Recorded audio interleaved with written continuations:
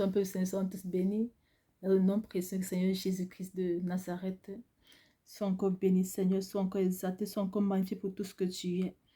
Oh, toi le Saint des Saints, le Roi des Rois, le Tout-Puissant qui sort ton peuple des sépulcres, des ténèbres, Seigneur, qui sort ton peuple de toute captivité.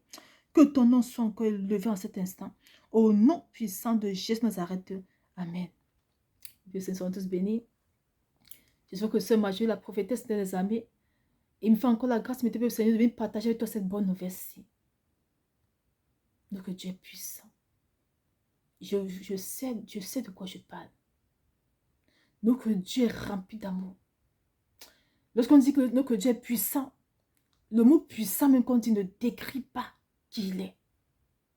Lorsqu'on dit que Dieu est amour, ce mot même ne décrit pas ce que notre Dieu est, peuple Seigneur. Si seulement on pouvait savoir, mesurer à quel point le Seigneur est l'essence de notre vie, est la priorité de notre vie. Oh, le Seigneur, on sera que nous donnons à fond à lui.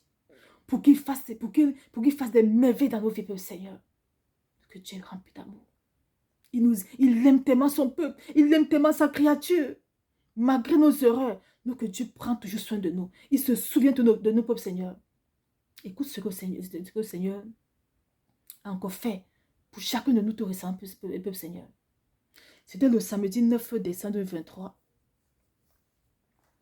C'était durant mon temps de prière d'intercession. Et c'est m'a dit, mon enfant,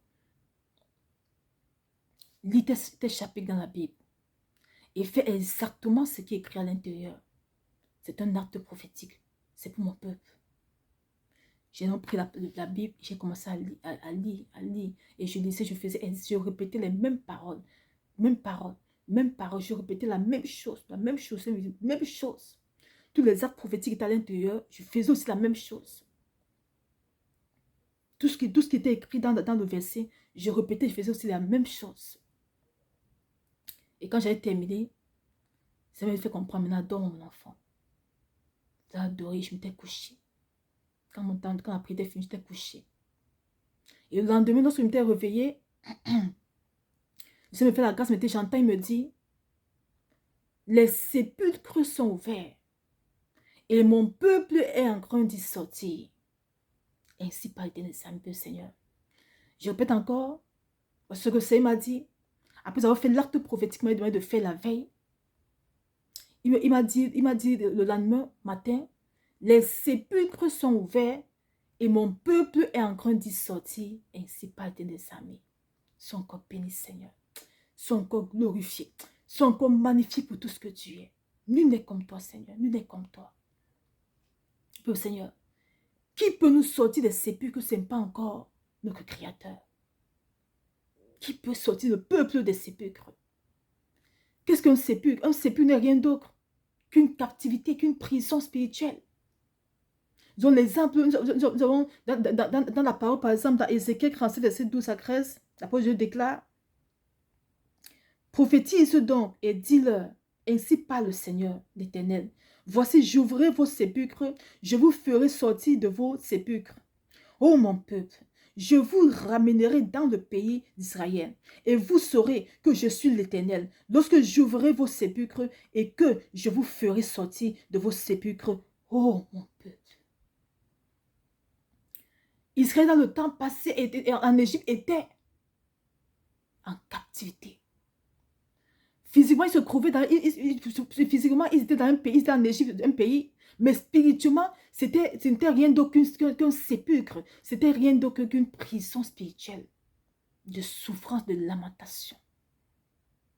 Une souffrance, une prison spirituelle dans laquelle leur liberté leur était privée. Et que le Seigneur rempli de compassion s'était souvenu du peuple d'Israël. Il les avait sortis de ce sépulcre-là, au gravé des prodiges puissants, au gravé des 10 plaies. Il avait montré aux ténèbres qui ne sont rien. Il avait montré aux ténèbres que lorsqu'il déclare une chose, elle s'accomplit. Et lorsqu'il donne un ordre de relâcher son peuple, cela doit se faire avec effet immédiat, car il est Dieu. C'est ce que le Seigneur fait aussi avec nos peuples, Seigneur. De nos jours-ci, le sépulcre n'est rien d'autre que les fausses doctrines qu'on passe le temps à écouter à longueur de journée. Les sépulcres ne sont rien d'autre que toutes ces fausses églises dans lesquelles le peuple est en captivité, peuple Seigneur. C'est ça le sépulcre. Lorsque tu vois le peuple est embrouillé, être embrouillé comme, de cette façon, tu vois quelqu'un, il est dans une église. Matin, midi, soir, on dénonce les faux pasteurs ici. Et c'est rien qui sont des faux pasteurs. C'est eux qui sont dans la franc-maçonnerie. C'est rien qui sont dans des choses abominables. Parce qu'à cause de la gloire, ils sont allés en des choses maléfiques pour détruire le peuple. Mais quel qu'en soit ce qu'on va les chanter matin, midi, soir, ils ne quitteront pas de cette église-là. Parce qu'ils sont dans un sépulcre. Eux, ils se voient être à l'église, mais spirituellement, c'est un sépulcre. Spirituellement, c'est une prison spirituelle. Tous ces fausses églises que vous voyez, peuple Seigneur, ce ne sont rien d'autre que des sépulcres spirituels. Ce sont rien d'autre que des prisons spirituelles dans lesquelles le peuple du Seigneur est enfermé. Quel qu'en soit ce qu'on peut dire, ils ne bougeront pas de là. Mais la bonne nouvelle, c'est quoi, peuple Seigneur? Le Seigneur dit qu'il a lui-même ouvert ces sépulcres-là. Lui-même, il a ouvert ces sépulcres par sa toute puissance. Et son peuple est en train de sortir de là. C'est-à-dire, quelles qu'en soient les pratiques abominables qu'ils ont fait pour envoûter le peuple, afin que le peuple n'écoute qu'à eux, afin que le peuple se croit être en sécurité. Pourtant, ce n'est que l'enfer qu'ils attendent dans ces fausses églises-là. Il y a une que ça m'avait dit. Je lui ai dit que le Seigneur me dit que l'église où tu es, ce n'est pas bon, ma fille, sors de là. Elle a commencé à me bouder.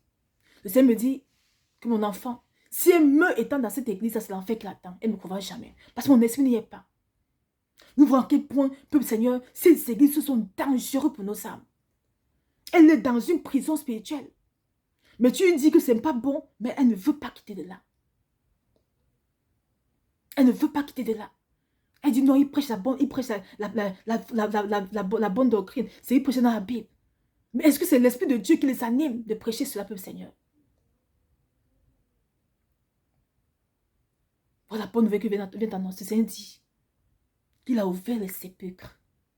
Et son peuple est en train de sortir ces sépulcres-là. C'est-à-dire, peuple Seigneur, tous les véritables enfants de Dieu qui sont dans ces fausses églises-là, le Seigneur va les faire sortir de là. Il est puissant, il est Dieu.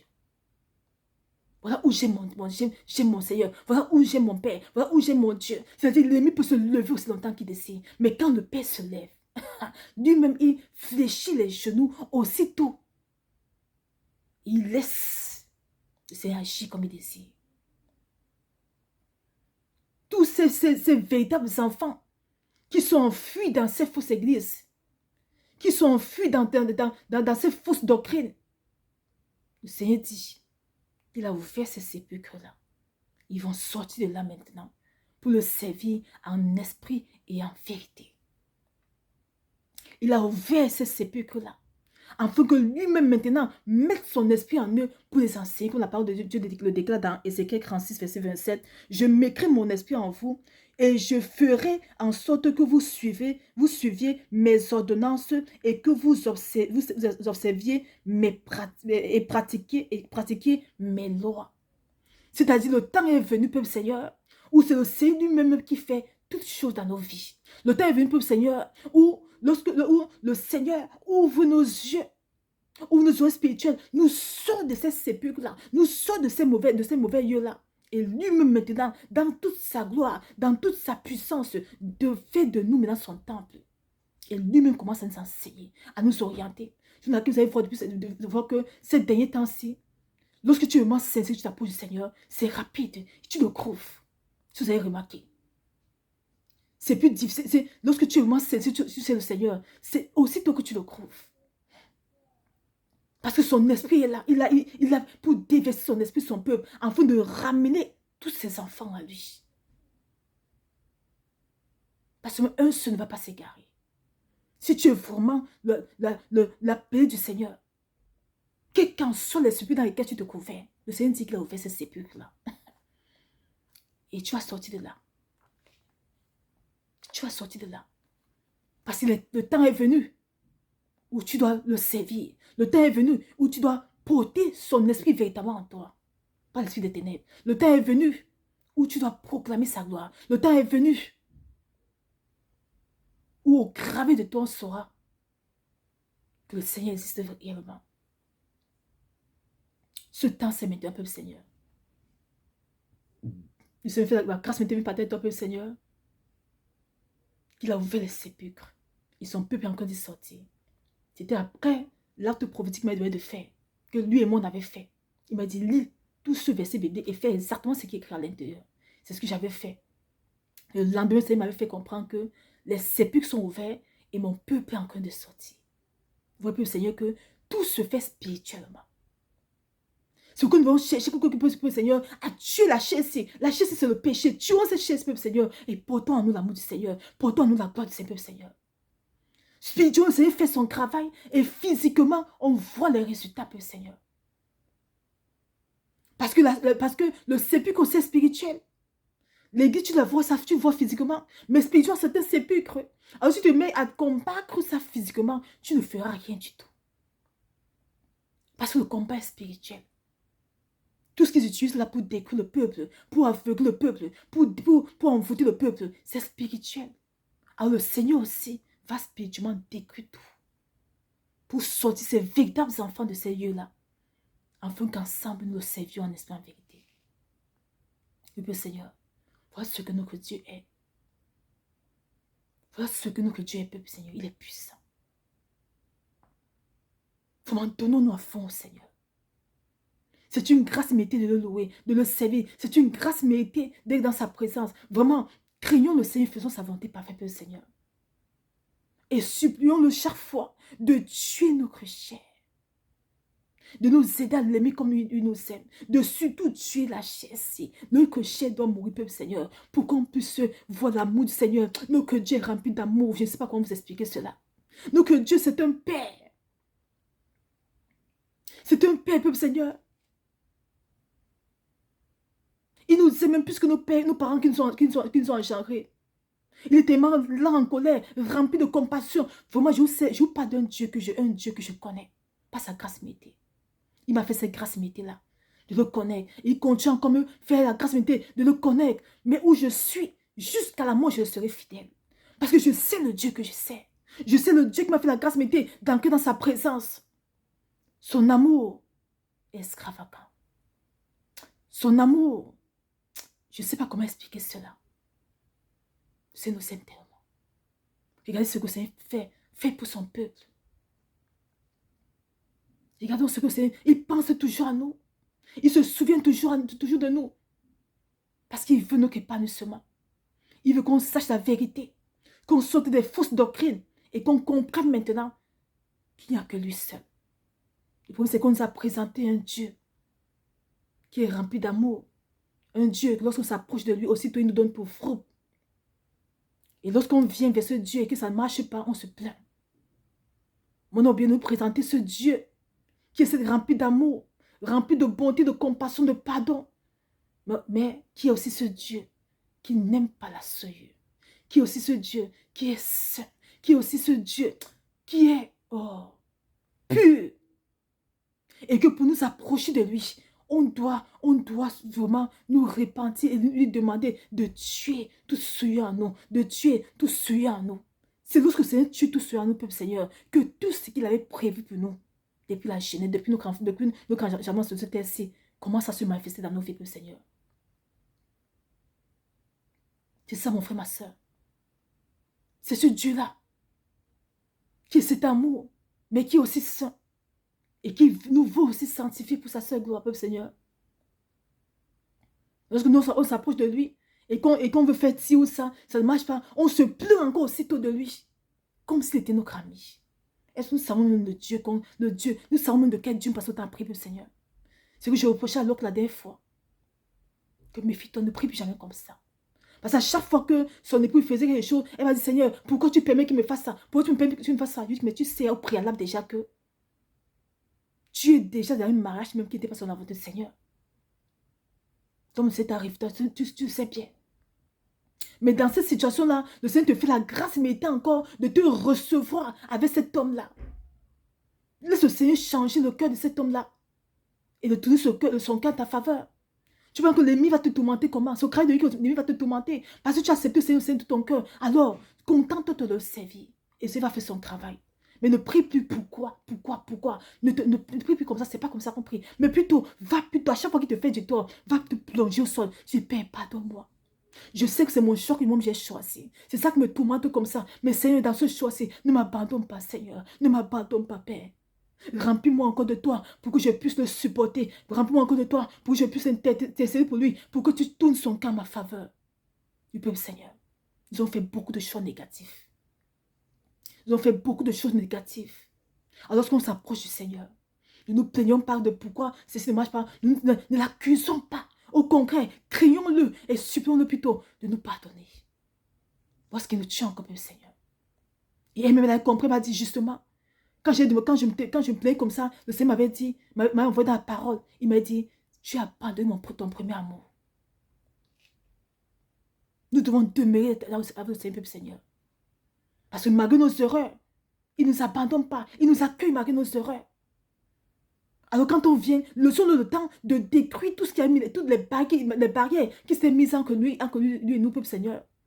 Mais on est pressé. Mais on oublie que toutes les erreurs qu'on a commises a mis les barrières entre le Seigneur et nous. Alors lorsqu'on vient dans sa présence et qu'il nous accepte même, contentons-nous de le glorifier, contentons-nous de nous repentir, contentons-nous de le supplier, de tuer nos péchés, afin qu'on porte sa gloire en nous. Pour le servir en vérité. Voilà ce à quoi on doit se contenter. Et le reste, parce qu'il est amour, il est miséricordieux, il va travailler, il va faire le reste. Pour qu'on soit épanoui dans la marche avec le Seigneur. Voilà ce qui nous tue en tant que chrétiens. On se plaint beaucoup. On accuse le Seigneur à chaque fois. Pourtant, ce sont nos propres erreurs. Il nous a envoyé pécher. Il nous a envoyé faire des choses sans le consulter. Il nous a envoyé faire des projets sans le consulter. Non. Alors lorsqu'on revient vers lui, revenons, peuple Seigneur, en toute humilité. Revenons près du Seigneur en toute humilité et avec crainte. C'est dans ça maintenant que tu verras les choses changer. Que tu verras la gloire du Seigneur. C'est dans ça que le Seigneur se glorifie de façon puissante. Quel qu'en soit le monstre que le diable veut le faire ton mari pour te tourmenter, le Seigneur va changer ça, va changer son cœur. Le Seigneur dans sa parole. Lorsque vous venez, lorsque étant païen, le Seigneur fait la grâce, mettez à l'un d'entre vous deux de se convertir et de se donner la foi au Seigneur. Alors supporte celui-là qui est encore païen. Prie pour lui, pour que le Seigneur aussi le ramène à lui. Du peuple Seigneur. C'est comme ça qu'on marche. Soyons tous bénis et que la gloire soit rendue au Seigneur pour tout ce qu'il fait pour nous. Soyons tous bénis que la gloire soit encore rendue pour tous ces sépulcres qu'il ouvre, afin que son peuple sorte des captivités. Pour l'adorer, pour l'honorer en vérité. Au nom puissant de Jésus Nazareth. Amen. Chant, Seigneur, sont tous bénis.